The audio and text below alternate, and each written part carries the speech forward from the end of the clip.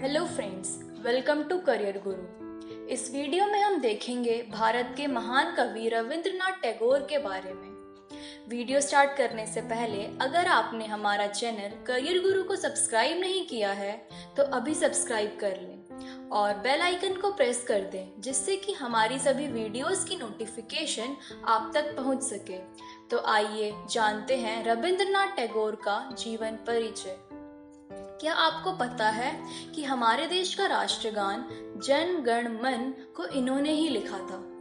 रविंद्रनाथ टैगोर का जन्म 7 मई 1861 को कोलकाता में हुआ था। रविंद्रनाथ टैगोर एक विश्वविख्यात कवि, साहित्यकार और दार्शनिक थे। वो भारतीय इतिहास में एकमात्र साहित्यकार हैं जिन्हें नोबेल पुरस्कार मिला है। इन्होंने ही बांग्लादेश के राष्ट्रगान को भी लिखा था। वो बचपन से ही प्रतिभाशाली थे, जिसका पता उस समय लग गया जब वह 8 साल की उम्र में उन्होंने अपनी पहली कविता लिखी थी। साथ ही साथ 16 साल की उम्र में भानु सिम्हा उपनाम से उनकी कविताएं प्रकाशित भी हो गई।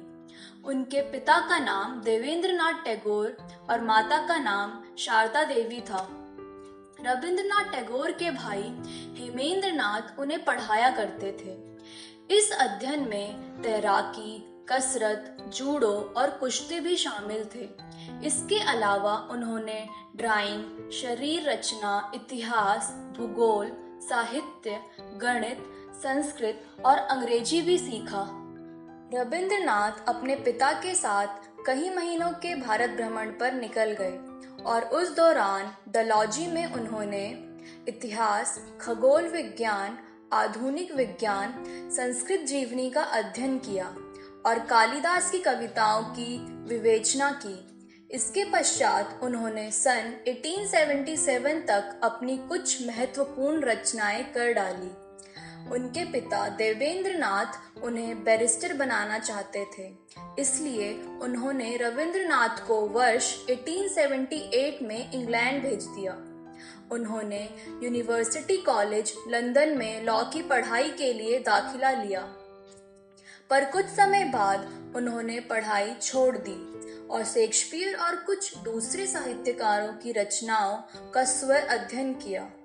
सन 1880 में बिना लॉ की डिग्री के वह बंगाल वापस लौट आए। वर्ष 1883 में उनका विवाह मृणालिनी देवी से हुआ।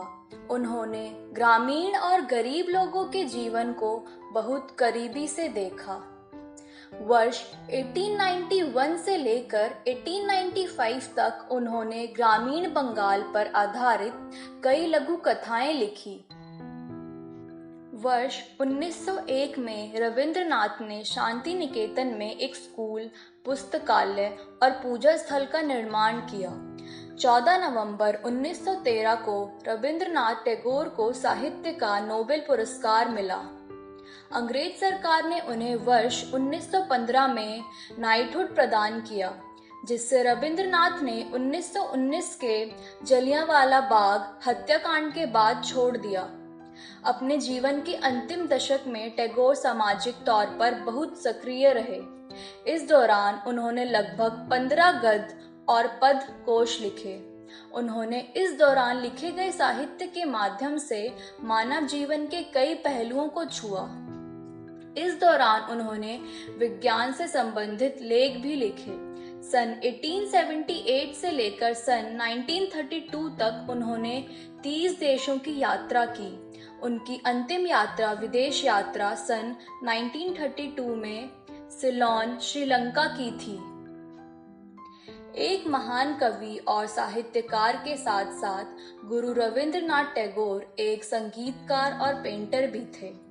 उन्होंने लगभग 2230 गीत लिखे और लगभग 60 साल की उम्र में रविंद्रनाथ टैगोर ने ड्राइंग और चित्रकला में रुचि दिखाना प्रारंभ किया।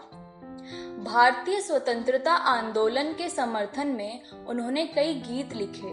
उन्होंने अपने जीवन के अंतिम 4 साल पीड़ा और बीमारी में बिताए। लंबी बीमारी के बाद 7 अगस्त 1941 को उन्होंने इस दुनिया को अलविदा कह दिया। भले ही आज रविंद्रनाथ टैगोर हमारे बीच नहीं हैं, परंतु उनकी रचनाएं हम सभी के लिए हमेशा प्रेरणादायक रहेंगी।